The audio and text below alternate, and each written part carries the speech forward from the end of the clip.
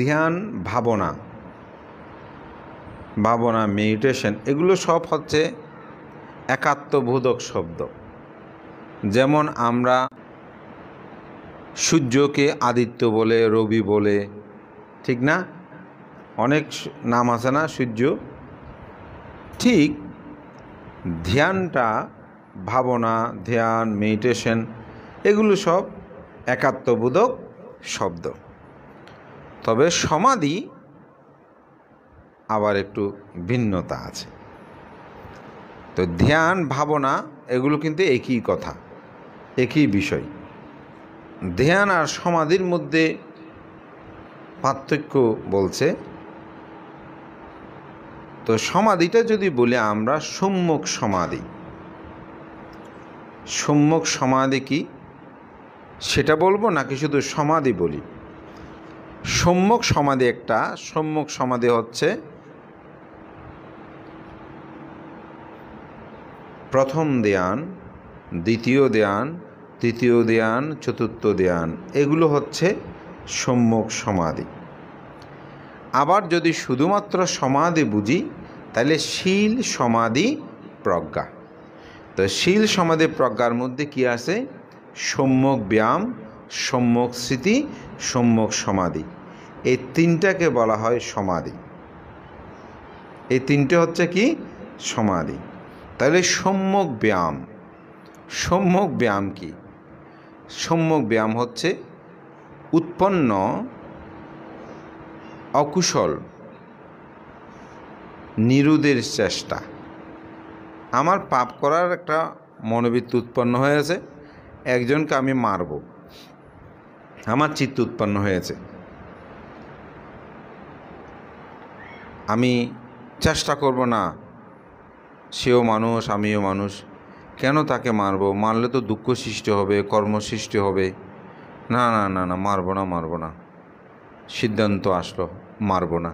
প্রথমে কি উৎপন্ন হয়েছিল? অকুশল। অকুশলটা আমি কি করলাম? কুশল দিয়ে নিরোধ করলাম। আর উৎপন্ন কুশল, কুশল নামে অনুৎপত্তির চেষ্টা। অকুশল উৎপন্ন হয়েছে, উৎপন্ন কুশল, এটা অনুৎপত্তির জন্য আমি চেষ্টা করলাম। আরটা হচ্ছে কি? অনুৎপন্ন অকুশল অনুৎপত্তির চেষ্টা। আমার মাঝে অকুশল উৎপন্ন হয়নি, পাপ করার চেতনা উৎপন্ন হয় নাই, যেন উৎপন্ন আর না হয়। তাকে আমার মারার চেতনা আসে নাই মনের মধ্যেই, সেটা যেন আর না আসে। সবসময় মৈত্রী দিই না, সে সুখী হোক, সুখী হোক। কেন বলছি? যাতে উৎপন্ন হয় না, আরও যেন কোনো সময় উৎপন্ন না হয়। এটাকে বলছে অনুৎপন্ন অকুশল অনুৎপত্তির চেষ্টা। অনুৎপন্ন কুশল উৎপত্তির চেষ্টা তৃতীয়টা। সেটা কি? আমার দান করার চেতনা নাই, শীল পালন করার চেতনা নাই, আমার পুণ্য কাজ করার চেতনা নাই, ভাবনা করার চেতনা নাই, শ্রমণ হওয়ার চেতনা নাই, কিন্তু আমি চিন্তা করছি না শ্রমণ হলে ভালো হয়, দান করলে ভালো হয়, শীল পালন করলে ভালো হয়। তাহলে সেটা কি হবে? অনুৎপন্ন কুশল উৎপত্তির চেষ্টা। আমার কাছে কুশল উৎপন্ন হয় না, আমি এখন কুশলটা কি করলাম? উৎপত্তি করলাম। চতুর্থ, উৎপন্ন কুশল প্রবৃদ্ধির চেষ্টা। আমি একবার শ্রমণ হয়েছি না, বা এবার শ্রমণ হয়েছি, আমি আবার শ্রমণ হব। আমি দান করেছি, আমি আবার দান করব। গত বছর আমি অষ্টশীল নিয়েছি 11টা, 13 আর 2টা নিতে পারিনি, এবার আমি 13টা বরাবর নেব। সুযোগ পেলে মাঝে মধ্যে আরও কয়েকটা নিয়ে গত বছরের গুরু সহ 26টা একেবারে পূর্ণ করে দেব। অনেকে বলছে গত বছর 12টা নিয়েছি, এবছর পুরো 3 মাস আমি থাকব। তাহলে কি হয়েছে? কুশলটা আরও প্রবৃদ্ধি করেছেন। আমি একজনের মৈত্রী প্রদান করি, সে যাতে সুখী হয় সেটা আরও বেশি করে আমি কামনা করব। আমি গত বছর দান করেছি, এবার আরও বেশি দান করব। আমি গতবার ভাবনা করেছি 1 ঘন্টা, আজকে কমায় করব নাকি বাড়িয়ে করব, আরও 10 মিনিট বাড়িয়ে করব। এটাকে বলা হয় উৎপন্ন কুশল প্রবৃদ্ধির চেষ্টা। এটাকে বলা হয় সম্যক ব্যায়াম। সম্যক স্মৃতি, কায়ে কায়ানুদর্শী, চিত্তে চিত্তানুদর্শী, ধর্মে ধর্মানুদর্শী, বেদনা বেদানুদর্শী। এটাকে বলা হয় সম্যক স্মৃতি। সম্যক সমাধি, ওই যেটা বললাম, প্রথম ধ্যান, দ্বিতীয় ধ্যান, তৃতীয় ধ্যান, চতুর্থ ধ্যান। যখন এটাকে এক কথায় বলা হয় চিত্তের একাগ্রতা। সমাধি মানে কি? চিত্তের একাগ্রতা, চিত্ত স্থিরতা। তো এটাকে মূলত সমাধি। তো এই 3টা নিয়ে সমাধি, আমরা শীল সমাধি প্রজ্ঞা বলি না, এই সমাধি হচ্ছে এই 3টে আর্যাষ্টাঙ্গিক মার্গে। আর সম্যক কর্মান্তর, সম্যক আজীব, এই 5টা হচ্ছে শীলের অন্তর্গত। আর সম্যক দৃষ্টি, সম্যক সংকল্প হচ্ছে আপনার প্রজ্ঞার অন্তর্গত। তাহলে এই সমাধিটা হচ্ছে মূলত সম্যক স্মৃতি, সম্যক সংকল্প, সম্যক বাক্য, সম্যক কর্মান্তর, সম্যক আজীব। 3টা হচ্ছে কিন্তু শীলের অন্তর্গত। কোনটা কোনটা? সম্যক কর্মান্তর, সম্যক আজীব, সম্যক স্মৃতি, সম্যক সমাধি, সম্যক বাক্য। এই 3টে সম্যক বাক্য, সম্যক কর্মান্তর, সম্যক আজীব, এই 3টা শীলের অন্তর্গত। প্রজ্ঞার অন্তর্গত কি? সম্যক দৃষ্টি, সম্যক সংকল্প। আর সম্যক ব্যায়াম, সম্যক স্মৃতি, সম্যক সমাধি, এটা হচ্ছে সমাধির অন্তর্গত। ওই যে 8 আর্যাষ্টাঙ্গিক মার্গকে যখন 3টা ভাগের মধ্যে নিয়ে আসে, তখন শীল সমাধি প্রজ্ঞা বলি না আমরা। এই শীল সমাধি প্রজ্ঞার এই সমাধিটা হচ্ছে সেটা। তো এখানে ধ্যানের সাথে সমাধির পার্থক্যটা আশা করি বুঝে যায়। অর্থাৎ ভাবনা যখন আমরা করব, তখন কিন্তু আর্যাষ্টাঙ্গিক মার্গের বিষয়টা আসবে। এজন্যই মূলত ভাবনাটা বুদ্ধ ধর্ম দর্শনে, বা এটাকে ধ্যানও বলে, ভাবনাও বলে। আবার বিদর্শন ভাবনা করতে ধ্যানে প্রবেশের প্রয়োজন আছে কিনা? হ্যাঁ, এখন বিদর্শন ভাবনা আর ধ্যান বা ভাবনা, এটার মধ্যে একটু পার্থক্য আছে। পার্থক্য কি? আমি বুদ্ধের কথা অনুসারে এখানে বলেছি, কি বলেছি? শীলে প্রতিষ্ঠিত হয়ে নরপ্রজ্ঞাবান, সমাধি আর বিদর্শন 2 করে ধ্যান। তাহলে সমাধি আর বিদর্শন কি আছে? 2 করে ধ্যান। সমাধি বলতে এখানে মূলত আমি 3টে বিষয়ের কথা বললেও কিন্তু সেখানে 40 প্রকার সমত ভাবনার কথা বলা হয়েছে। যেমন আমাদের মধ্যে অনেকে আছেন বলে যে, বানতে আমি তো ভাবনা টাবনা করি না। এখন আপনাদেরকে যদি প্রশ্ন করি, ভাবনা করেন? আপনাদের মধ্যে যারা 10 দিনের কোর্স করে নাই, আপনারা সবাই বলবেন না আমরা তো ভাবনা করি নাই। তা আসলে যারা সকাল সন্ধ্যা 2 বেলা স্মৃতি সহকারে বন্দনা করে, তারা ভাবনা করে। এটা কোন ভাবনা? এটা হচ্ছে সমত ভাবনা। মানে কীরকম? ইতিপিসু ভাগবারাহং সম্মা সম্বুদ্ধ বিজ্ঞাচারণ সম্পন্ন সুগত লোকবিদু অনুত্তর পুরিষ ধম্ম সারথি সত্তাধীব মনুষ্যনং বুদ্ধ ভগবা। এটা হচ্ছে বুদ্ধানুস্মৃতি ভাবনা। এটা আপনারা করেন? স্বাক্ষাৎ ভগবত ধম্মা সন্দিঠিক, এটা ধম্মানুস্মৃতি ভাবনা। সুপটিপন্ন ভগবত সভাগ সঙ্গ, এটা সাঙ্গানুস্মৃতি ভাবনা। মরণানুস্মৃতি আছে না? কোনো মৃত ব্যক্তি, এই মানুষটা মারা গেছে, সবাইও মরব, এরকম যখন ভাবেন, এটা কোন স্মৃতি হবে? মরণানুস্মৃতি ভাবনা। তো ভাবনা আপনারা সবাই করেন। এটা এই চিত্ত যখন কি হয়, এই সমত ভাবনার মাধ্যমে সমাধিস্থ হয়, একাগ্রতা হয়, সেটাকে বলা হচ্ছে সমাধি।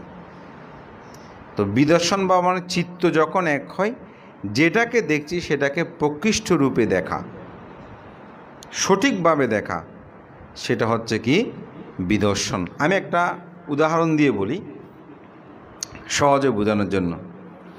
যেমন এটা কি গ্লাস, গ্লাসে কি আছে, পানি আছে। কি আছে এখানে, পানি আছে। আসলে কি এটা পানি?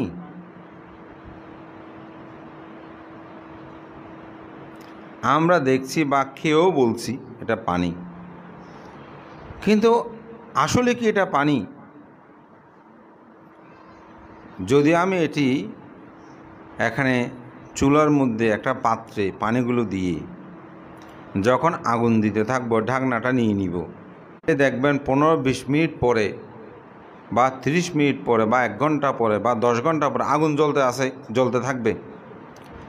যখন আপনি দেখতে যাবেন, দেখবেন যে পোড়া গন্ধ বের হচ্ছে। কিন্তু তাড়াতাড়ি গিয়ে দেখেছে ডেস্কিতে যে পানিগুলো ছিল সব কোথায় চলে গেছে, বরং ডেস্কিটা পুড়ে যাচ্ছে, ঠিক না? তো পানিগুলো কোথায় গেল? আমাদের শ্রমণ বলতে যে শুকিয়ে গেছে। শুকিয়ে কোথায় গেছে? পানি তো আমরা খেয়েছি, কেমন এটা পানি যে জানি, কিন্তু ওখানে যাওয়ার পর গেল কোথায়? তো পানির তখন 2টা রূপ হলো।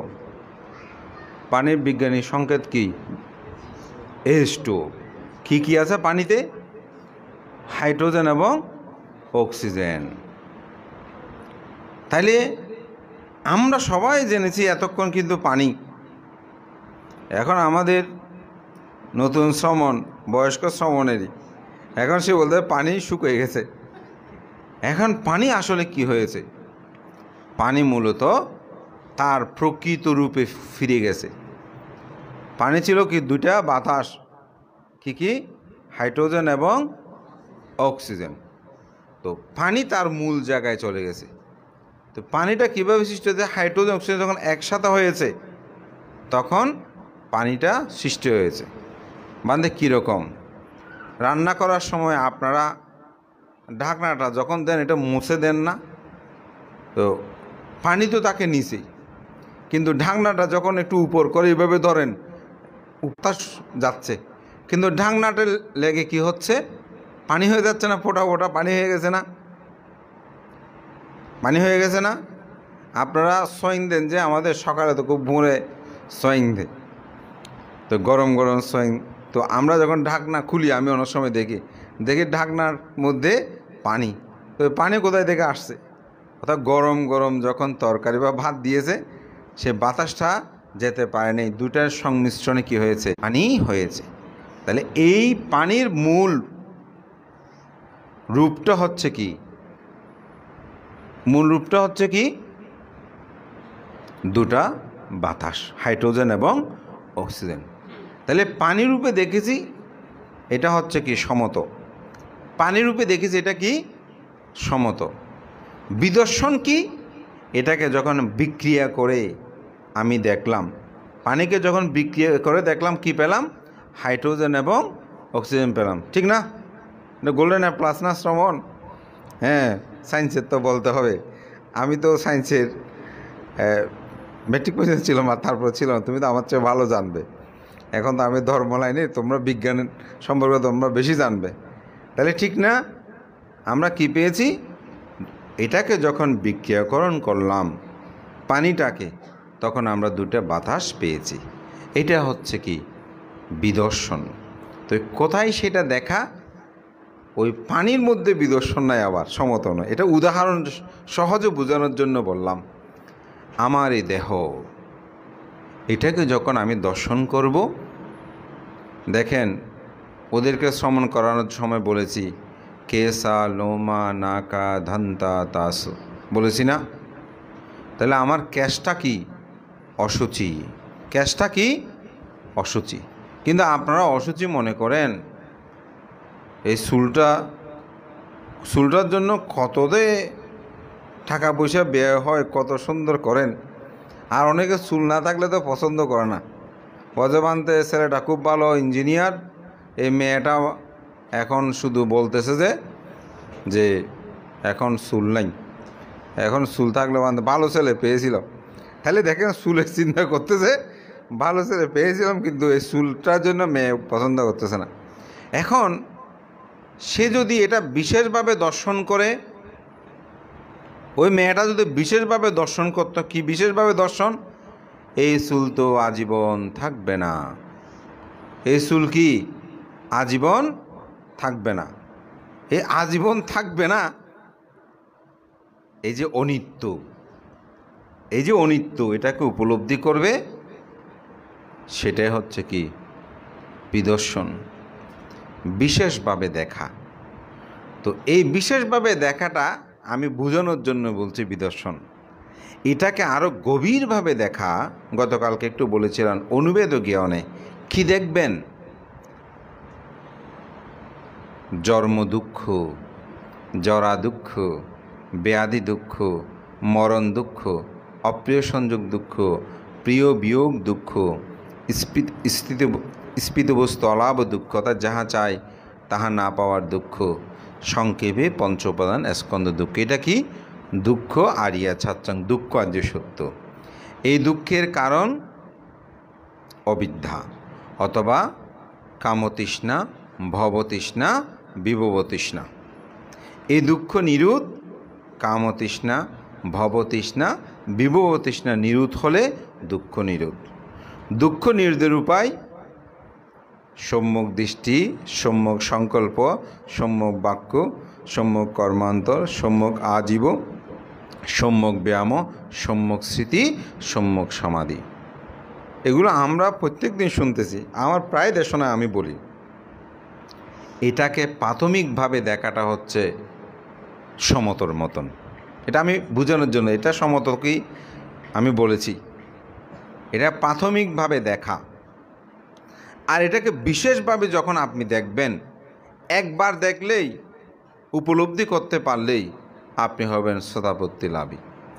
কারণ জন্মের দুঃখ কি, জরার দুঃখ কি, ব্যাধির দুঃখ কি, এটা যদি আপনি প্রকৃষ্ট রূপে বিশেষভাবে দেখতে পান, তাহলে আপনি আর কখনো পাপকর্ম সম্পাদন করতে পারবেন না। বানতে কীরকম, একটা ছোট বাচ্চা সে হামাগুড়ি দেয়, হামাগুড়ি তো বুঝে না, হাম্বুড়ে দেরি, আর সিটিংয়ে বাসায় বলি। তো সে হারিকেল যখন জ্বালায় মা, সে কী করে হারিকেলটা ধরতে যায়, কেন, তার কাছে সুন্দর লাগে যে, দ্রুত সে ধরতে যায়। এখন একদিন তার এক ধরেন ঘনিষ্ঠজন, তো মা যখন নাই, তো ওকে কী হচ্ছে, হারিকেলটা তো ধরার জন্য সে পাগল, জ্বালালে ধরতে যায়।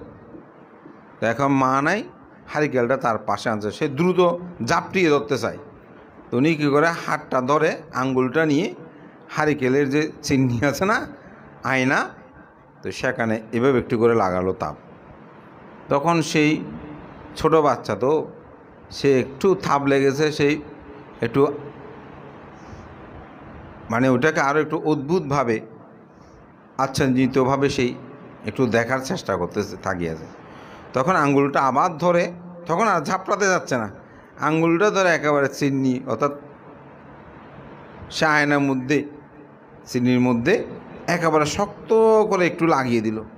যখনই লাগিয়ে দিয়েছে, এখন থাপ লেগেছে, সে হাউমাউ করে কেঁদে উঠল। এখন ঘরের সবাই আসছে, ওর মা আসছে, কী হয়েছে কী হয়েছে, অনেক আদর সাদর দিয়ে মোটামুটি, একে পড়ে যায় মতো না, তবে মোটামুটি লেগেছে। এখন সে হারিকেল দেখলেই কান্না করে। কারণটা কি,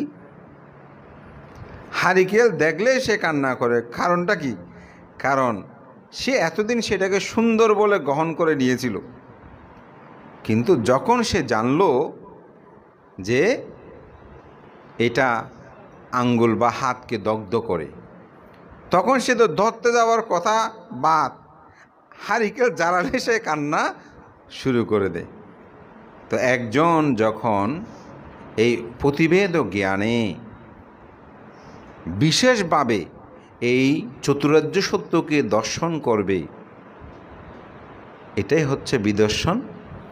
এবং এটা এমনভাবে দর্শন করবে, সে জগৎ সংসারে বিবাহ শাদী অর্থবিত্ত টাকা পয়সা আপনি যত কিছু দেন, সেই ওই ছোট বাচ্চা যেমন হারিকেল দেখলে ভয় পায়, ঠিক এই জগৎ সংসার দেখলেই সে কি পায়?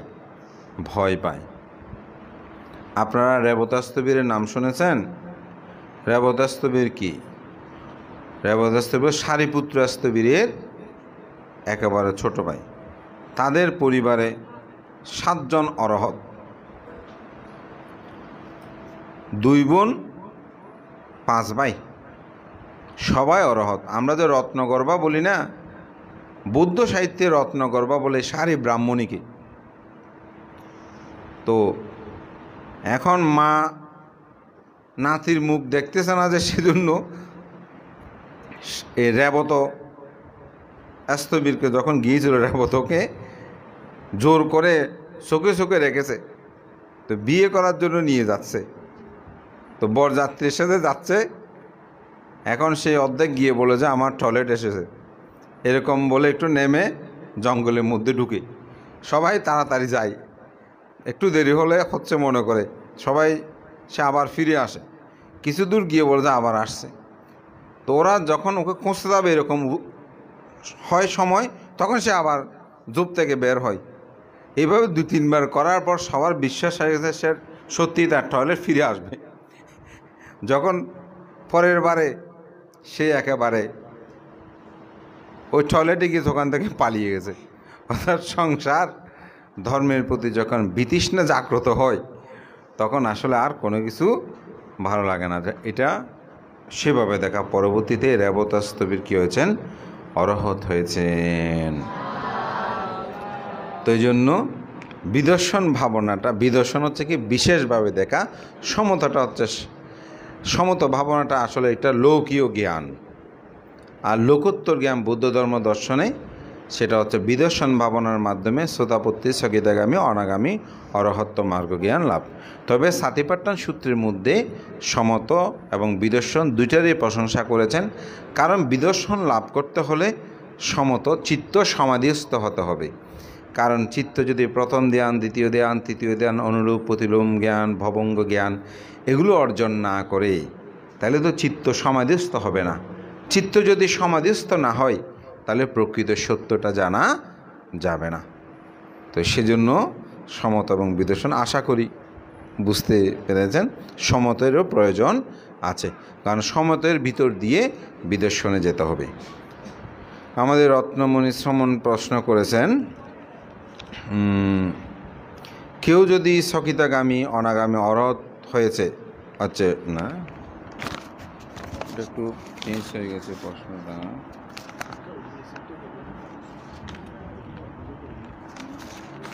আচ্ছা, বন্দনা বান্তে দয়া করে বলবেন কি করলে শ্রোতাপন্ন না হয়েও, অর্থাৎ শ্রোতাপন্ন না হলে শ্রোতাপন্ন ব্যক্তির অনুরূপ গতি লাভ করব। ঠিক এটা এটা একটা আল্লাহ একটা কাগজ দিয়েছিল মনে হয় না? ও আচ্ছা, এটা নাকি কাগজটা একটু ঢুকে গেছে। অর্থাৎ শ্রোতাপত্তি ফল লাভ না করলেও মানুষ কিভাবে সুন্দর জীবন যাপন করা যায়, এই তো বিষয়টা ছিল। আসলে বুদ্ধের পরিভাষায় বলা হচ্ছে, যারা মার্গ জ্ঞান লাভই নয়, অর্থাৎ শ্রোতাপত্তি স্থগিতাগামী অনাগামী লাভ করে নাই, সেই সকল মানুষগুলো কিন্তু বলা হচ্ছে যে তাদেরকে বলা হয় যে পাগল। তাদেরকে কি বলা হয়? পাগল। বুদ্ধ বলেছেন যারা মার্গ জ্ঞান লাভ করে তারা পৃথকজন। তো পৃথকজন পাগল ও সদৃশ্য। আমরা যারা ভিক্ষু বলেন, দায়ক বলেন, যারা মার্গ জ্ঞান লাভ করে নাই, এরা সবাই কোনজন? পৃথকজন। পৃথকজন উন্মুক্ত সদা পাগল ও সদৃশ্য। যার কারণে আমরা এত বিচিত্র। কীরকম বিচিত্র? আপনাদের পোশাক আশাক কীরকম দেখিয়েন না, চুল টুল কীরকম। চুল আগে চুরি করলে যেভাবে চোরদেরকে মাথা ন্যাড়া করে দিত, এখন সেটা কি হয়েছে, ফ্যাশন হয়ে গেছে, ঠিক না? আমরা ছোটোবেলাতে চোর ধরলে নাপিত এনে তার চুলগুলো ঠিক সাইডে টাইডে যেভাবে কেটে দিত, মাঝখানে চুল নিয়ে নিত। এখন আপনি দেখেন এই মাঝখানেও চুল ফেলে দিয়েছে, এটা নাকি ফ্যাশন। তারপরে কাপড় চোপড় সেরা কাপড় চোপড় যত পরবেন এগুলো নাকি অনেক দামিও, কাপড়গুলো নাকি অনেক দামি। হাঁটুতে সেরা কেমন, হ্যাঁ, তার পায়ের ওখানে সেরা। তারপর দেখেন এখন মানুষ সুতোও কতগুলো বাঁধে। সেদিন গ্যাস নিচ্ছি গাড়ির, ওখানে দেখি একটা ছেলে সেও সুতো বেঁধেছে পাই। এখন আমার কথা রহস্য হলো, এখন মেয়েরা বাঁধে, আগে ব্যথা ট্যাথা হলে মুখ না পড়ার জন্য বলে যে পা ফুলে গেলে ওখানে সুতো বেঁধে দিত, চুল বেঁধে দিত। এখন এটা এমনি, এটা আমার বিহারে বেশ মাস ছয়েক আগে দুইটা মেয়েকে বলছি এই একটু পরিষ্কার করো, ঝাড়ু দিচ্ছি। তো ঝাড়ু দেওয়ার সময় আমি সাধারণত ঝাড়ু যখন দিচ্ছে এখানে ময়লা, এখানেও দেখি তাদের দুজনের পায়ে আপনার সুতো বাঁধা আছে। তা আমি বললাম কিন্তু দুজনের পায়ে কেন সুতো? হয়তো একজনে ব্যথা পেলে বেঁধেছে। তা আমি জিজ্ঞাসা করলাম কি ব্যথা পেয়েছো নাকি? তো ওরা হ্যাঁ সেদিন আমাকে কোনো কথা বললো না। পরে বুঝে নিলাম যে আসলে মানে এটা একটা ফ্যাশন হয়ে গেছে। হ্যাঁ, এইভাবে আমাদের বিচিত্র ধরনের ফ্যাশন। ছোটোবেলায় আমরা মানে নাভি বরাবর করে প্যান্ট পরতে হবে, কাপড় পরতে হবে না, এখন প্যান্টটা খুলে যাওয়ার মতন হলেও এটা নাকি ফ্যাশন। তো এখন মানুষের যে বিচিত্রতা, তো আমি ভাবলাম বুদ্ধ যে 2500 বছর আগে বুদ্ধ যে বললেন যে পৃথকজন পাগলের মতো, তো আসলে পাগলের চেয়ে আমরা কম না। তো অর্থাৎ রাস্তায় একটু অন্যরকম আচরণ করে বলে আমরা তাদেরকে পাগল বলি, কিন্তু আমরা কি আসলে কম পাগল? আমাদের মধ্যে বিচিত্রতা, মানুষ এক একজন এক এক রকম, তাই না? খাবার দেখেন না, এক একজন এক এক রকম খেতে আমরা পছন্দ করি, এক একজন এক এক রকম চিন্তা করি, এক এক, এটাকে বলা হয় পৃথকজন। তো পৃথকজন আবার দুই প্রকার। একটু বাস্তবতা বলে নিজেরা যে আসলে পাগল বলতে কি সেটা একটু বুঝলাম। হ্যাঁ, তো দুই প্রকার কি, একটা কল্যাণ পৃথকজন আর একটা হচ্ছে অন্ধ পৃথকজন। যারা বৌদ্ধ ধর্ম সঙ্গের শরণ গ্রহণ করে, জন্ম দুঃখ, জরা দুঃখ, ব্যাধি দুঃখ, মরণ দুঃখ, অপ্রিয় সংযোগ দুঃখ, প্রিয় বিয়োগ দুঃখ, স্ফীত বস্তরব যাহা চায় নাহা পাবার দুঃখ, সংক্ষেপে পঞ্চ উপাদানের স্কন্ধ দুঃখ, এই দুঃখগুলো থেকে মুক্ত হওয়ার জন্য যারা প্রতিনিয়ত শীল, সমাধি, প্রজ্ঞা বা দানশীল ভাবনা কর্ম সম্পাদন করে, তারা হচ্ছে কল্যাণ পৃথকজন। তারা কোন পৃথকজন? কল্যাণ। পাগল হলেও তারা পাগল না, কল্যাণের দিকে যাচ্ছে। আর যারা মনে করে যে স্বর্গ নরক কি, নির্বাণ কি, অমুক কি, সমুক কি, খাওয়া দাওয়া হতে যেমন মনে হয় তেমন করে, এরা হচ্ছে অন্ধ পৃথকজন। তো আমরা যদি শ্রোতাপত্তি লাভ নাও করি, যদি আমরা সঠিকভাবে চলি, অর্থাৎ শীল, সমাধি, প্রজ্ঞার আচরণ করি, তাহলে অবশ্যই আমাদের গতিটা সুন্দর হবে, আমরা ঊর্ধ্বগতি লাভ করতে পারব। যেমন করণীয় মেত্য সূত্রের মধ্যে বলা হচ্ছে একদম শেষের দিকে, সেখানে বলা হচ্ছে দিট্টিঞ্চা অনুপগাম্মা শীলবা দাসানেন সম্পন্ন কামেচু বিনয়া গেদাং নাহি জাত ঘব্বাস্যাং পুনরেতিতি। যে ব্যক্তি শীলবান হয়ে জীবনযাপন করে, আপনি মার্গ লাভ করেন নাই কিন্তু পুঙ্খানুপুঙ্খানুরূপে শীল প্রতিপালন করেন, কোনো সময় কোনো ধরনের পাপকর্ম করেন নাই, পুণ্যকর্ম করেন, বলে তিনি মৃত্যুর পরে ঊর্ধ্বগতি হবেন। এবং তিনি অল্প ভাবনা করলেও স্বল্প ভাবনা করলেও তা মৃত্যুর পরে ওই সংস্কারের কত কারণে গিয়ে তার মার্গজ্ঞানটা সহজেই লাভ করা সম্ভব হবে। সুতরাং আমরা যে পৃথকজন থাকলেও শ্রোতাপত্তি না হলে যে আমরা একেবারে নরকে যাব তা কিন্তু নয়। কারণ আপনি ভালো কাজ করলে সৎ কাজ, যেমন একটা ছেলে খুব ভালো পড়েছে, প্লাস হয়তো পেল না, কিন্তু পাস কিন্তু সে করবে যেহেতু ভালো লিখেছে। এইভাবেই আসলে মূলত। আরেকটা হচ্ছে ভান্তে দয়া করে বলবেন হস্ত মুদ্রা কয় প্রকার? হস্ত মুদ্রা কয় প্রকার? বুদ্ধ কী কী মুদ্রা ব্যবহার করতেন? ও আচ্ছা, মানে বুদ্ধের মুদ্রাগুলো যে মানে অভয় মুদ্রা এরকম, এটি আসলে আমরা এমনি 10 প্রকারের বলছে। তো 10 প্রকারের এরকম চিহ্ন আছে এর বুদ্ধ, এই চিহ্নগুলো দিয়ে বোঝানো এক একটা অর্থ বোঝানো হয়ে থাকে। তো সেখানে হচ্ছে অভয় মুদ্রা। তো অভয় মুদ্রাটা এভাবে একটা হাত তোলে না এরকম, আমি সব বলতে যাবো এমনি একটু নামটা বলে যাবো এর। এটা হচ্ছে অভয় মুদ্রা। একটা ধ্যান মুদ্রা, এই যে সবাই ধ্যানে বসেন, বাম হাত উপর ডান হাত রেখে যেটা বসে, এটা হচ্ছে ধ্যান মুদ্রা। ভূমি স্পর্শ মুদ্রা, এই আমাদের বড় যেটা বুদ্ধ মুক্তি আছে, প্রতিবিম্ব আছে, এটা ভূমি স্পর্শ করেছে না বুদ্ধত্ব লাভের সময়, এটা হচ্ছে ভূমি স্পর্শ মুদ্রা। ধর্মচক্র, এই যে সারানাথে ঋষিপতন মৃগ ধর্মচক্র প্রবর্তন সূত্র দেশনা করেছে না, যেটা ধর্মচক্র, এটা হচ্ছে ধর্মচক্র মুদ্রা। আরটা হচ্ছে ভারদা মুদ্রা, এটা কীরকম আমার আসলে হয়তো মনে নাই। তারপরে হচ্ছে আরটা হচ্ছে উত্তরাধি মুদ্রা, এই বিষয়ে আমি বেশি কিছু হয়তো এত গবেষণা করি নাই। আরটা হচ্ছে করুণা মুদ্রা। করুণা মুদ্রাটা হচ্ছে হাতের উপরে এরকম করে যেটা দেয়, এটা হচ্ছে করুণা মুদ্রা।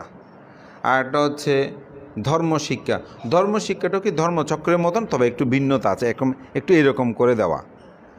আর একটা হচ্ছে অঞ্জলি মুদ্রা, তো জানি হাত জোর করা, এভাবে হাত জোর করা। আর হচ্ছে বিশ্বাসা, এই মুদ্রাটার সম্পর্কে আমি জানি না, সব আসলে 10টা। তো দেখুন এই 10 প্রকারের মূলত মুদ্রার বিষয়গুলো রয়েছে। কেউ যদি সকিতাগামী, অনাগামী, অরহত হয়েছে তা বোঝার উপায় কি? আমাদের উপাসিকা বললে পল্লবী বড়ুয়া। আসলে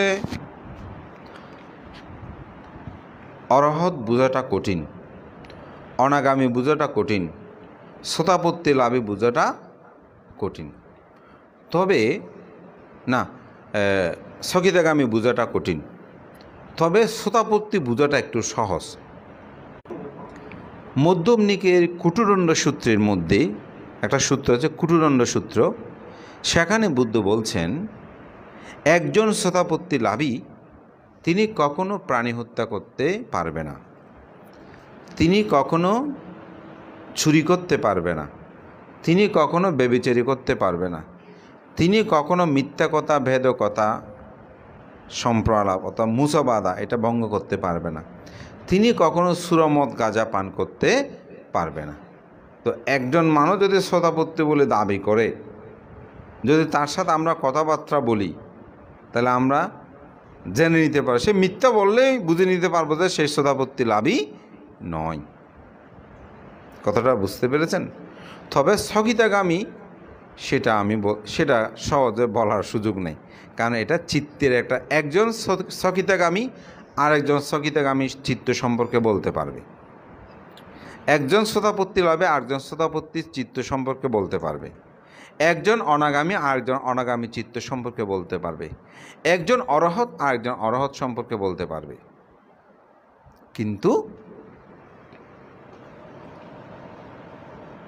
অন্যান্য অরহতগুলো সম্পর্কে বলাটা করে, তবে এটা আপনি বুঝতে পারবেন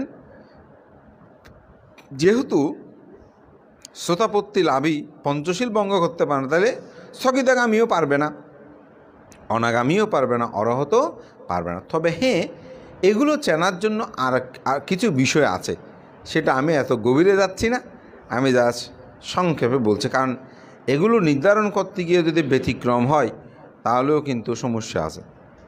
যেমন যদি মনে করেন যে অরহত তো আকাশে উঠতে পারে, সেটা যদি অরহত বলেন হবে, একটা ভান্তে কাছে গিয়েছেন একজন, বলছে বানতে অমুক বানতে নাকি আকাশ উঠতে পারে, অরহত হয়েছে।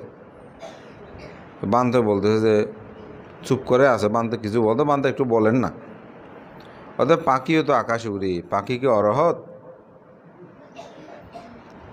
আকাশে উঠতে পারলে যে অরহত হবে তেমন কথা নাই, কারণ পাখি উড়ে বলে কি পাখি অরহত হয়ে গেছে নাকি? তো অরহতটা হচ্ছে কি, তার দশ সংযোজন তিনি সমূলে ধ্বংস করেছেন। যদি সংক্ষেপে বলি, কারণ দশ সংযোজন আমার অনেক দেশনা আছে, আপনার আছে না, ইউটিউবে আছে না, হ্যাঁ, অনেক দশ সংযোজন নিয়ে আমি দেশনা করেছি। সৎকায় দৃষ্টি, বিচিকিৎসা, শিল্পত পরামর্শ এখানেও করেছি। তো অত গভীরে না গিয়ে আমি সহজভাবে বলতে চাই, সেটা হচ্ছে অরহতের কোনো লোভ, দেশ, মোহ থাকবে না। অরহতের কি থাকবে না? লোভ, দেশ, মোহ এগুলো থাকবে না। তো আশা করি উপাসিকা বুঝতে পেরেছেন, শ্রোতাপত্তি, স্থগিতাগামী, অনাগামী, অরহত। অনাগামীরও আর একটা মানে চিহ্ন আছে, যেমন আমি শ্রোতাপত্তি স্থগিতাগামীরা সংসার করে, মানে সংসারে থাকে, গৃহী সংসারে স্বামী স্ত্রীর বন্ধন থাকে। কিন্তু অনাগামী যখন হয় তখন উনি ব্রহ্মা সদৃশ্য হয়ে যায়। উনি আর স্ত্রী পুত্র, এমনি স্ত্রী স্বীকৃতি আছে, স্বামী স্বীকৃতি আছে, কিন্তু সে নারী পুরুষ তারা কোনো ধরনের গৃহী সংসার জীবনে রমিত হয় না। তারা এগুলো থেকে, কামভোগ থেকে কি থেকে দূরে থাকে। আর অনাগামী হলে যদি গৃহী হয় 24 ঘন্টার মধ্যে তাকে ভিক্ষু হতে হবে, আর 24 ঘন্টার মধ্যে যদি ভিক্ষু না হয় তাহলে তাকে পরিনির্বাপিত হতে হবে। তো অরহতের সাধারণত লোভ, দেশ, মোহ এগুলো থাকে না। আমাদের আশা করি বুঝতে পারেন শ্রোতাপত্তি হলে কীভাবে এগুলো মোটামুটি বোঝা যায়। অনেক মানুষ আছে যারা মা বাবার সেবা করে, সকলের দায়িত্ব পালন করে, কিন্তু বিহারে যায় না, পঞ্চশীল অষ্টশীল গ্রহণ করে না, তাহলে তারা কোথায় গমন করবেন? আমাদের উপাসিকা রেখা বড়ুয়া উনি এটা বলেছেন। তো আসলে আমি একটা কথা বলি, আজকেও এটা বোধহয় দেশনায় আমি বলেছিলাম এক জায়গায়। সেটা হচ্ছে, একজন এসে বলতেছে বানতে অমুকে বলতেছে ধর্ম টর্ম করতে বিহারে যেতে হয় না, ধর্ম পালন করলে হয় যেত, বিহারে যাওয়ার দরকার কি?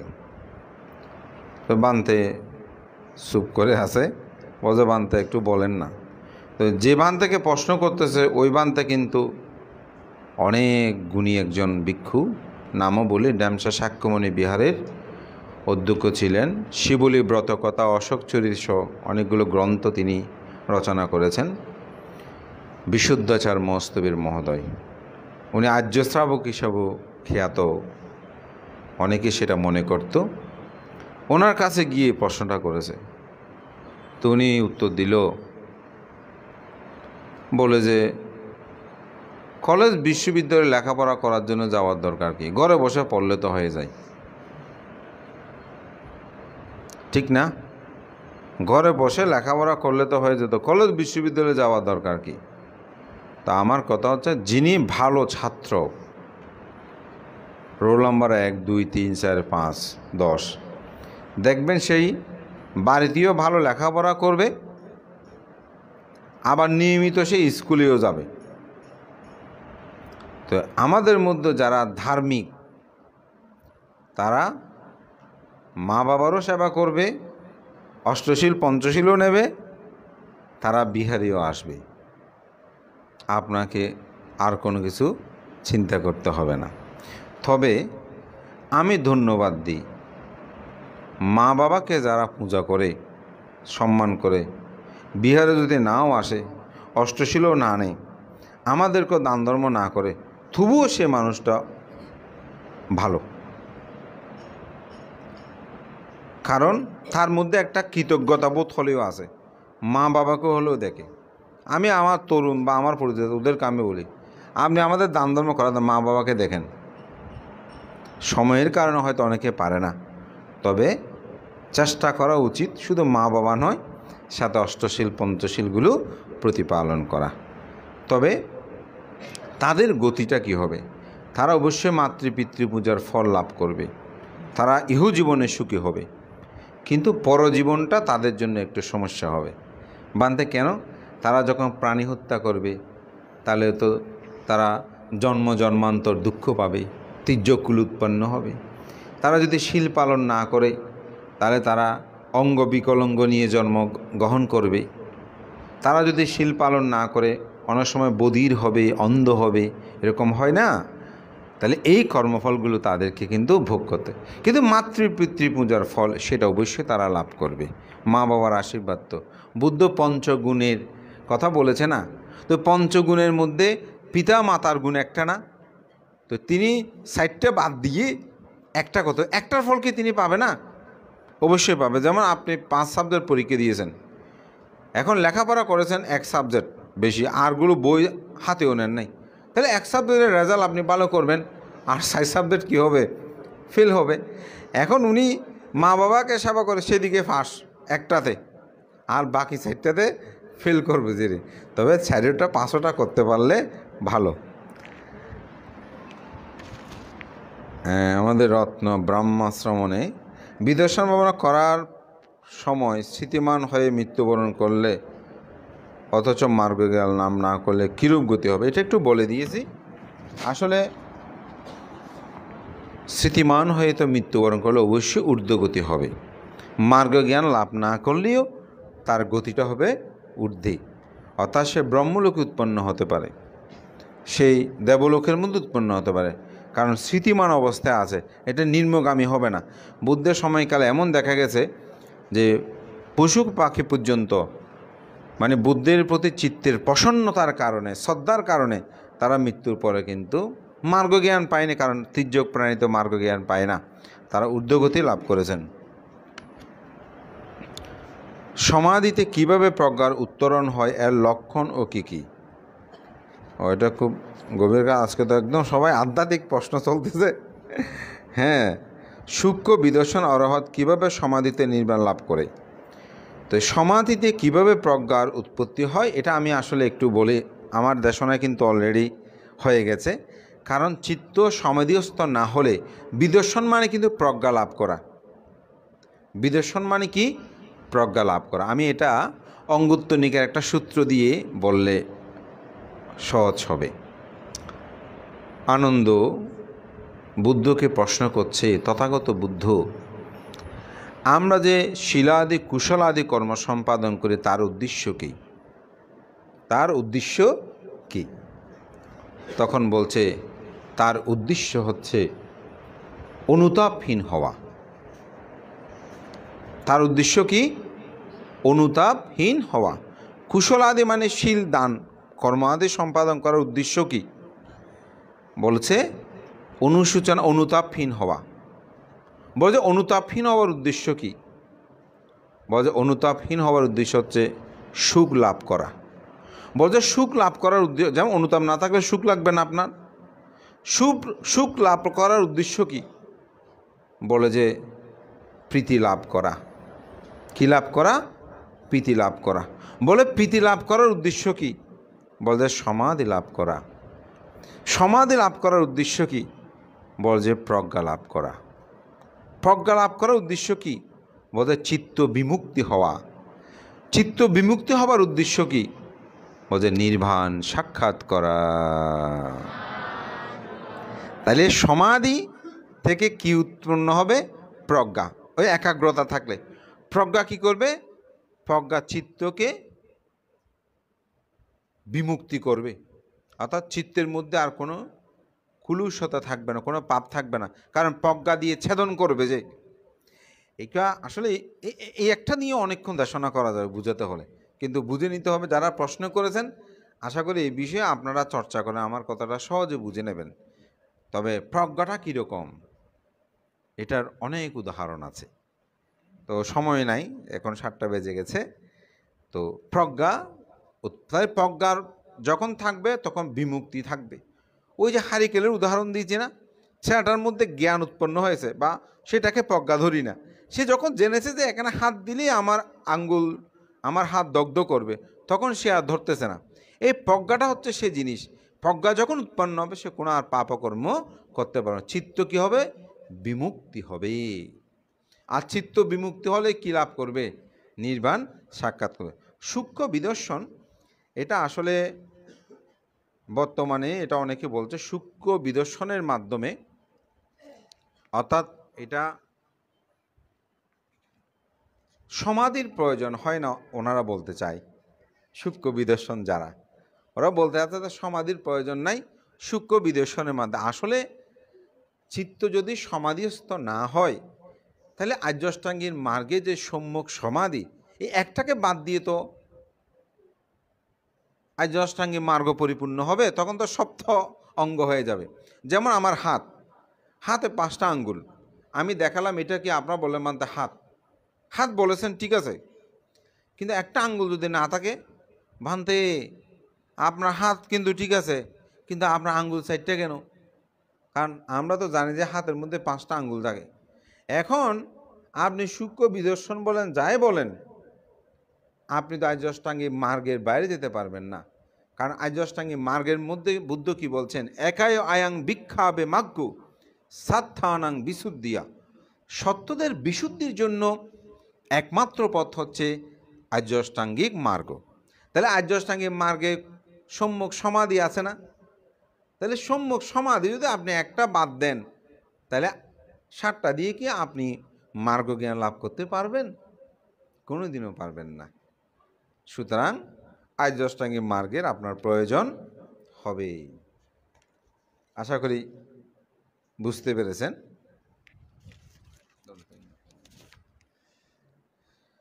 এক ঈশ্বরবাদী ধর্মমতে পৃথিবীতে ভগবান ঈশ্বর, আরেকটি শব্দ আমি এটা বলছি না, অনলাইনে অনেকে শুনে সেজন্য সাম্প্রদায়িকতা বিষয়ে চিন্তা করে, সৃষ্টি করেছেন বলছে, অর্থাৎ পৃথিবীতে সৃষ্টি করেছে বলছে গড, ঈশ্বর, ভগবান বা অন্যান্য যারা এক ঈশ্বরবাদী। কিন্তু বুদ্ধ ধর্মের মতে সৃষ্টিকর্তা তৃষ্ণাকে বুঝিয়েছেন। খুব ভালো, আপনি গবেষণা করেছেন, বোঝা যাচ্ছে তৃষ্ণাকে সৃষ্টিকর্তা বুঝিয়েছেন। কিন্তু বুদ্ধ ধর্ম মতে পৃথিবীতে বিশ্ব ব্রহ্মাণ্ড কিসের দ্বারা সৃষ্টি? হ্যাঁ, খুব ভালো কথা। আসলে আমি এটা নিয়ে অনেক উত্তর দিয়েছি, আজকে আর দিতে চাই না। আমার ইউটিউবগুলো দেখলে আপনারা সেখানে পেয়ে যাবেন। সোজা কথা, এই বিষয়ে আমি অনেক আলোচনা করেছি, তবে উত্তর আপনিও পেয়েছেন। তবে এই বিশ্ব ব্রহ্মাণ্ড কীভাবে সৃষ্টি হয়েছে এই বিষয়গুলো আমি একটা ব্যাখ্যা আপনাকে দিলাম, কিন্তু এটার কোনো আসলে নির্যাস বা বিশেষ কোনো দর্শন কিন্তু নাই। একবার এক ছেলে আমাকে এই সৃষ্টি নিয়ে আমাকে জ্বালায় ফেলছে, মানতে আপনি ছাড়া কেউ পারবে না, আপনি বলেন এসেই। এখন আমি তাকে অনেক বুঝালাম, কিন্তু সে বুঝে না। তো একদিন চিন্তা করলাম যে না, তাকে একটু অন্যভাবে বুঝাতে হবে। আচ্ছা ঠিক আছে, তুমি কালকে 4টা বাজে করে আসবে, আমি তোমাকে সৃষ্টি সম্পর্কে বলবো। তো সেই একেবারে ঘড়ির কাঁটার থার আগে চলে আসছে, 4টা বাজার আগে চলে আসছে, কারণ অনেক দিন সে আমাকে জ্বালিয়েছে, আমি অনেক কিছু বললাম। তো সে যখন বসলো, আজকে তোমাকে আমি যেটা বলবো এটার প্রকৃত সত্য আরও কিছু আছে, এটা তোমাকে আগামীকাল বলবো। তখন তাকে একটা বানিয়ে খুব সুন্দর গল্প বলে দিলাম, মানে আদম হাওয়া কীভাবে সৃষ্টি হয়েছে, ঈশ্বরবাদ কীভাবে, এই ধরনের অনেক গল্প আছে না আপনার বাইবেল টাইবেল, ঠিক সে আদলে একটু ভিন্ন করে এটা বুদ্ধ এরকম। তবে আমি তাকে বলেছি যেহেতু আমার মুসাবাদা না হয়, আমি বলছি তোমাকে যে কাহিনীটা আমি বলবো এটা সত্য মিথ্যার শেষ আলোচনা আগামীকাল আরেকটা হবে, কিন্তু আজকে যতটুকু শুনেছো এতটুকু তুমি বিশ্বাস করে যাও। তো একটা গল্প তাকে বললাম, সে মহা খুশি। তো পরের দিন সে আবার আসছে, কালকে যে তোমাকে সৃষ্টির রহস্য বললাম এটা কেমন হলো? বলতে তোমাকে বান্ধা কেন বিশ্বাস হবে না? লুকুজি বান্ধব বলতেছে আমি বিশ্বাস করবো না, এটা কি বলে? আপনি বুদ্ধ বলেছেন আপনি কি যেমন তেমন কথা বলবেন? দেখেন, তা আমি তাকে বলছি তোমাকে গতকালকে বলার আগে কিন্তু আমি বলে দিয়েছি যে এটার প্রকৃত সত্য মিথ্যার মূল নির্যাসটা আজকে বলবো। তো আসলে গল্পটা আমি সম্পূর্ণ বানিয়ে তোমাকে বলছি। বলতে ফানতে কি বলেন, আমার তো বিশ্বাস হয় না। হ্যাঁ দেখো, তুমি আমি যে এই কথাটা যে আমি একটা বানিয়ে গল্প বলেছি, এটা তুমি আমাকে এতই শ্রদ্ধা করো যে তুমি আমি যে বানিয়ে বলতেছি এটাও তুমি বিশ্বাস, কিন্তু আমি গতকালকে যে গল্পটা বলেছি এটাই তুমি বিশ্বাস করতেছো। তো পৃথিবীতে এরকম সৃষ্টি রহস্যের অনেক গল্প চলমান। বুদ্ধ এগুলোকে সত্য হিসাবে গ্রহণ করে নাই। বুদ্ধ পাশ্চাত্যাং বেদিতব্য বিয় ইতি। বুদ্ধ বলছেন প্রত্যক্ষভাবে আপনি সেটা উপলব্ধি করেন, পৃথিবীর সত্য কী, বিশ্বব্রহ্মাণ্ড কী, এগুলো নিয়ে এখন ভাবার দরকার নেই। আপনি জন্মজরা দুঃখের যে আকরে আছেন সেখান থেকে কীভাবে মুক্ত হবেন সে চিন্তাতে আপনি করেন, ওগুলো একটা গল্প মাত্র। কিন্তু বুদ্ধের যে কথা এগুলো কিন্তু গল্প নয়, এগুলো বাস্তব। কারণ সেজন্য বুদ্ধর ত্রিপিটকটা এত বড় কেন? আপনারা অনেকে বলেন না অন্যান্য ধর্মেরগুলো বইগুলো, কোরআন বলেন ছোট বা বাইবেল একটা, কিন্তু আমাদের ষষ্ঠ সংজ্ঞায়ন অনুসারে আমাদের বইয়ের সংখ্যা হচ্ছে কয়টা?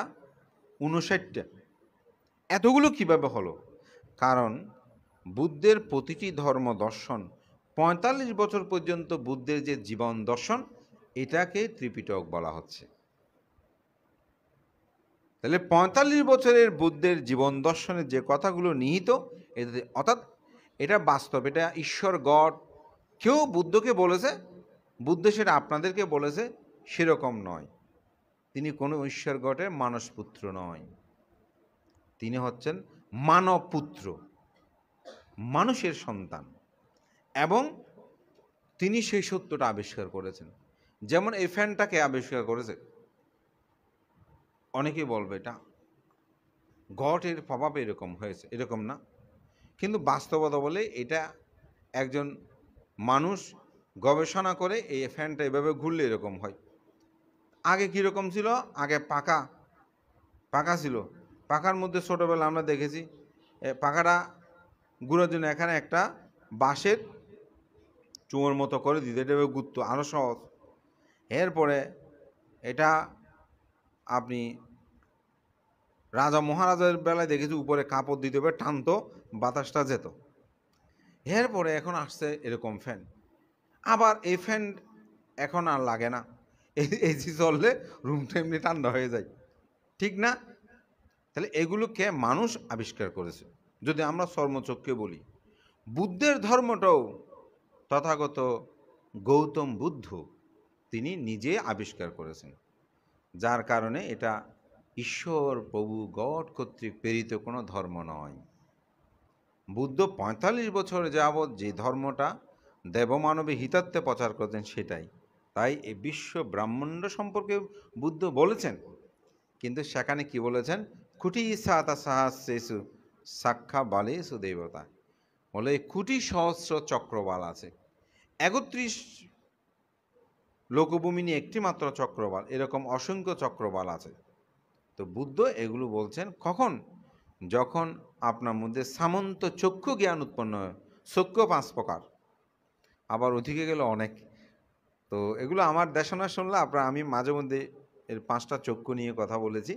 সামন্ত চক্ষু দ্বারা এই সমস্ত চক্রবাল সম্পর্কে বলতে পারে যদি আপনি সম্মুখ সম্বুদ্ধ হন। বুদ্ধ বলেননি আপনি সম্মুখ সম্বুদ্ধ হতে পারবেন না, আপনি চাইলেও হতে পারবেন। আমাদের অনেক নারীরা মনোদুঃখ বলে যে বৌদ্ধ ধর্মে নারীদেরকে নিগৃহীত করা হয়েছে, নারী হলে যে আপনি সম্মুখ সম্বুদ্ধ হতে পারবেন না তা না। বুদ্ধ শুধু কন্ডিশন দিয়েছেন যে নারী হলে সে একটু পুরুষ হবে, তারপর সে প্রার্থনা করবে, এরকম। পুরুষ হলে যে সম্মুখ সম্বুদ্ধ হয়ে গেছে তা না, তাদেরকেও আরও 8টা সত্য প্রতিপালন করতে হবে, এরকম কিছু বিষয় দিয়েছেন। তো সেজন্য আসলে পৃথিবীর সৃষ্টি রহস্য বিষয় ঠিক অনুরূপ আদ্রিও আমাদের প্রশ্ন করেছেন, পৃথিবীর বৌদ্ধ ধর্মের সৃষ্টিকর্তা, এটা হয়ে গেছে আলোচনা। এরপরে হচ্ছে অরহত্ব লাভের জন্য আমরা কি করতে পারি। অরহত্ব লাভের জন্য সংক্ষেপে কথা, আমাদেরকে আর্য অষ্টাঙ্গিক মার্গ পথেই অগ্রসর হতে হবে, শীল সমাধি প্রজ্ঞার আচরণ করতে হবে, এবং তাকে অবশ্যই আমি গাতে বলেছি একাং ভিক্ষাবে মাগ্য সাত্থানাং বিশুদ্ধিয়া, সত্যদের বিশুদ্ধির জন্য একমাত্র পথ হচ্ছে আর্য অষ্টাঙ্গিক মার্গ। এই পথে গেলে নির্বাণ অরহত্ব লাভ করা সম্ভব। মহাপরিনির্বাণের জন্য কয়টি গুণ দরকার ও কী কী? এটা কেমন প্রশ্ন? বুদ্ধ হতে হলে কয়টি গুণ প্রয়োজন ও কী কী? এটা ঠিক আছে, পরিনির্বাণ হতে হলে কয়টি গুণ না। পরিনির্বাণ হতে হলে তো অবশ্যই ওই যে দশ সংযোজন বলেছিলাম না, এগুলো ছিন্ন করতে হবে।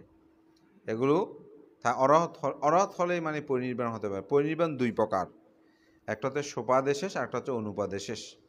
যখন একটা মানুষ অরহত হয় তখন তিনি নির্বাণ সাক্ষাৎ করে, সেটাকে বলা হয় সোপাদেশেষ নির্বাণ, অর্থাৎ নির্বাণ সুখ তিনি ভোগ করেন। আবার তার দেহটা সহ যখন চলে যায়, অর্থাৎ মারা যাওয়া বললে ভুল হবে, কারণ মৃত্যুতে হতে চ্যুতি আবার উৎপত্তি আছে, কিন্তু পরিনির্বাণে আর কোনো কি নাই, উৎপত্তি নাই। তো সেজন্য এটা হচ্ছে অনুপাদেশে দেহটা চলে যায়। আর বুদ্ধ হতে হলে 8টি সম্পত্তির প্রয়োজন বুদ্ধ হওয়ার জন্য।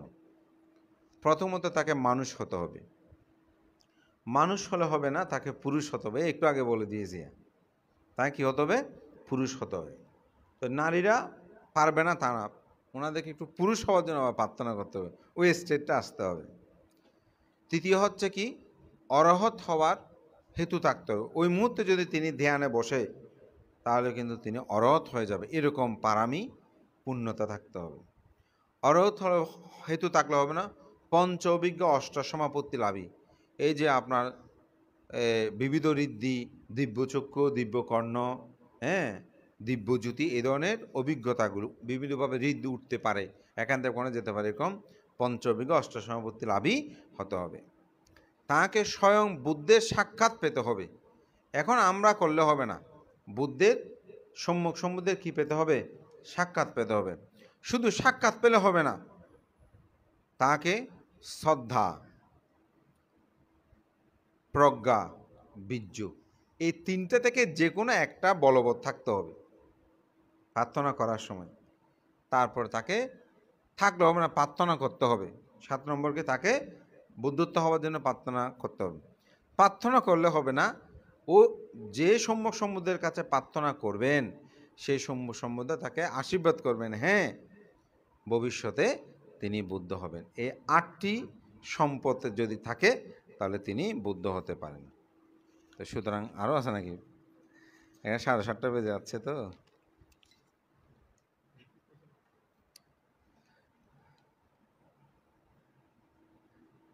আমাদের অনলাইনে অনেকে প্রশ্ন করছেন যে আর্যাষ্টাঙ্গিক মার্গর মতে সম্যক বাক্য, সম্যক কর্ম, সম্যক আজীবশীলের অন্তর্গত, কিন্তু আমরা পালন করি পঞ্চশীল, অষ্টশীল, 10শীল, আর্যাষ্টাঙ্গিক মার্গ।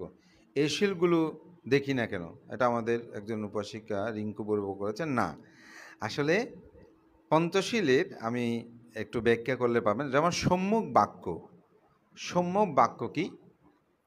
মিথ্যা কথা না বলা, ভেদ কথা না বলা, সম্প্রলাপ বাজে আলাপ না করা, কর্কশ বাক্য না বলা, এই 4টা। তাহলে মুসাবাদা বেরামানি শিক্ষাপদাং সমাধিয়ানি, তাহলে মিথ্যা কথা থেকে বিরত থাকার শিক্ষাবোধ গ্রহণ করছি, এটা কিন্তু সম্যক বাক্যের মধ্যে পড়ে। তাহলে পঞ্চশীলে একটা শীলে আপনি পেয়ে গেছেন। সম্যক কর্মান্তর, সম্যক কর্মান্তর মধ্যে প্রাণী হত্যা না করা, চুরি না করা, ব্যভিচারী না করা, এগুলো কিন্তু সম্যক কর্মান্তরের মধ্যে অন্তর্ভুক্ত। তাইলে তো পঞ্চশীলের ওই 3টে শীল এখানে অন্তর্ভুক্ত হয়ে গেছে। এবং সম্ভবত সুরামেরিও আছে মনে হয়, এটা আমার ঠিক মনে পড়ছে না। আপনি যদি অনলাইনে থাকেন, এটা সাতিপাট্টান সূত্রের মধ্যে আপনি সম্যক কর্মের ব্যাখ্যাগুলোতে আপনি পেয়ে যাবেন। সম্যক আজীব, তো সম্যক আজীবের মধ্যে কিন্তু এই প্রাণী হত্যা বিষয়গুলো, যেমন এই যে নেশাদ্রব্য সেবন না করা, এগুলো কিন্তু অন্তর্ভুক্ত হয়ে যায়। তো সুতরাং পঞ্চশীল। আবার যদি অষ্টশীল বলেন, অষ্টশীল কিন্তু আব্রহ্মচারী যে শীলটা আছে, এই যে আর্যাষ্টাঙ্গিক মার্গের সব শীলকে এই অব্রহ্মচারীর মধ্যে নিয়ে এসেছে। মানে আর্য অষ্টাঙ্গিক মার্গের মধ্যে যে সম্যক দৃষ্টি, সম্যক সংকল্প, সম্যক বাক্য, সম্যক কর্মান্তর, সম্যক আজীব, সম্যক ব্যায়াম, সম্যক স্থিতি, সম্যক সমাধি, এটার সংক্ষিপ্ত কথা হচ্ছে আব্রাহ্মচারিয়া বেরামণি শিক্ষাপদাং সমাধি। আমি অষ্টশীলের মধ্যে এই 8টি আর্য অষ্টাঙ্গিক মার্গটা সেখানে ঢুকা আছে। অব্রহ্মচারীকে যখন ব্যাখ্যা করবেন তখন সেখানে সব চলে আসবে। তো এই জন্য আসলে এই শিলগুলো একটু ভিন্নভাবে হয়তো ব্যাখ্যাটা হয়েছে।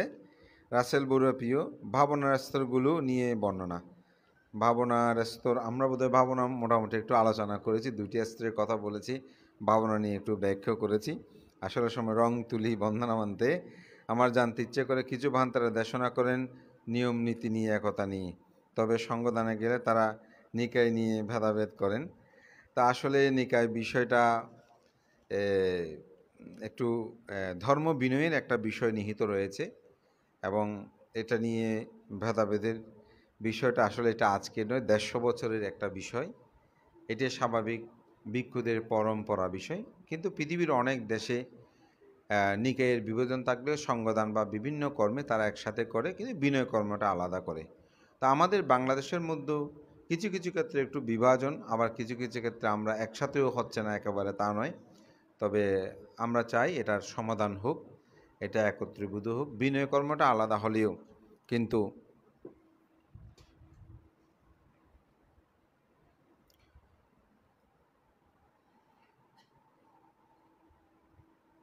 তো বিনয় কর্মটা শুধু আলাদাভাবে হোক, এটা আমাদের সকলের প্রত্যাশা।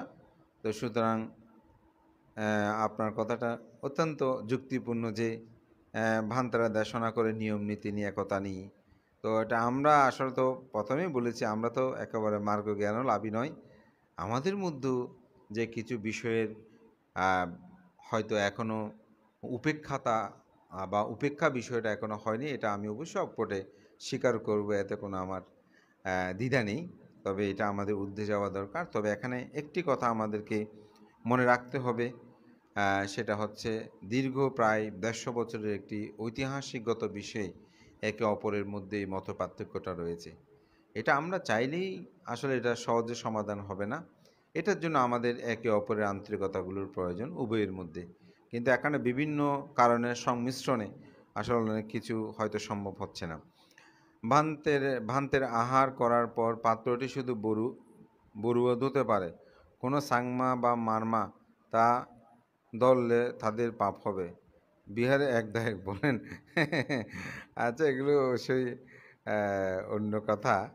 এখানে পাত্রটি অর্থাৎ সাবেকের কথা বলছে মনে হয়। এটা বড়ুয়ারা ধুতে পারবে কেন? এটা সাংমা মারমা কাদের জন্য তো কোনো বিভাজন নাই। রান্নাবান্না সবার সাংমা মারমা সবারই তারা গ্রহণ করছে। তো সেই পাত্র ধুতে গেলে ওখানে বড়ুয়া সাংমা ভাগ হবে কেন? এটা যে বান্ত হোক, ভাগ করার কোনো আসলে যুক্তিগত নাই। আমি মনে করি এটা উপেক্ষা করাটা দরকার এবং এটা উচিত নয়। আসলে অনেকগুলো প্রশ্ন থাকলেও আমাদের যেহেতু টাইম আছে, এখনও 7:30 বেজে গেছে, আমার কথা আর দীর্ঘই করছি না। তো আমি যে প্রশ্ন উত্তর নিয়ে আমার দেশনাটা শুরু করেছিলাম বুদ্ধের কথা, তো শিলে অনুবুদ্ধ নিয়ে আর দিও না, অনেক সময় হয়ে গেছে। এমনি কি দেখি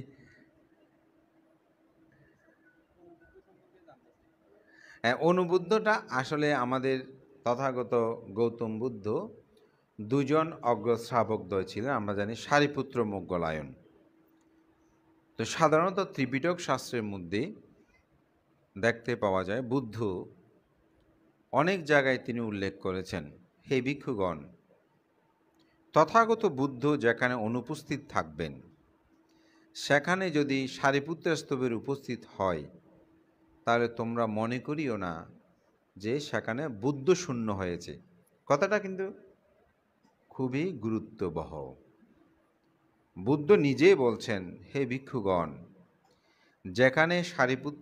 যেখানে তথাগত বুদ্ধ উপস্থিত নাই, সেখানে যদি সারিপুত্র স্তবের উপস্থিত হয়, তাহলে তোমরা মনে করবে না সেখানে বুদ্ধ শূন্য হয়েছেন। সে অর্থে ত্রিপিটক শাস্ত্রে আমরা অনুবুদ্ধ হিসাবে সারিপুত্রকে দেখতে পাই। তো তো এটা যদি কেউ অন্যকে ব্যবহার করে সেটা তার নিজস্ব দৃষ্টিভঙ্গি, তবে অনুবুদ্ধ বলতে আমরা সারিপুত্রকে বোঝানো হয়ে থাকি। সবাইকে আমি পুণ্যদান করছি। আজকের এই পুণ্যময় অনুষ্ঠানে আমি যেই প্রশ্ন উত্তর নিয়ে শুরু করেছিলাম, আপনাদের প্রশ্নগুলো আজকে একেবারে বিদর্শন ভাবনার গভীর নিয়ে, আমাদের শ্রমণরা বোধহয় ভালো ভাবনা করতেছে এখন তারা খুব ভালো ভালো প্রশ্ন করেছে। আমাদের উপাসক উপাসিকারাও মার্গ জ্ঞান অনেক গভীর তথ্য নিয়ে।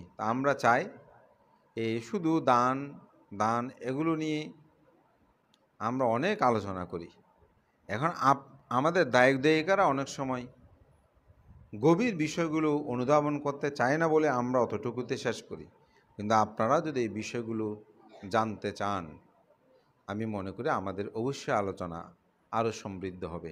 সবার মঙ্গল সুখ কামনা করে, উত্তর উত্তর শ্রীবৃদ্ধি কামনা করে আমরা অত্যন্ত সুন্দরভাবে 5টা দিন বিভিন্ন দেশনার মাধ্যমে আমরা অতিবাহিত করেছি এবং ভাবনার মাধ্যমে আপনারা যারা কায়িক বাচনিক মানসিক সর্ববিধভাবে সহযোগিতা করেছেন, আপনাদের সকলের উত্তর শ্রীবৃদ্ধি কামনা করে আমি পুণ্যদান ও আশীর্বাদ জ্ঞাপন করি। যারা অনলাইনে শুনছেন, যারা দেশ বিদেশে বসে এই ধর্মদেশনা শ্রবণ করেন, তাদেরও সকলের মঙ্গল সুখ কামনা করে আপনারা যারা আজকে অত্যন্ত ধৈর্য সহকারে নীরবে নিবৃত্তি এই ধর্মসভায় ধর্ম আলোচনা শ্রবণ, তাদের উত্তর শ্রীবৃদ্ধি কামনা করে আমার নাতি দীর্ঘ ধর্মকথা এখানেই শেষ করছি। জগতের সকল প্রাণী সুখী হোক।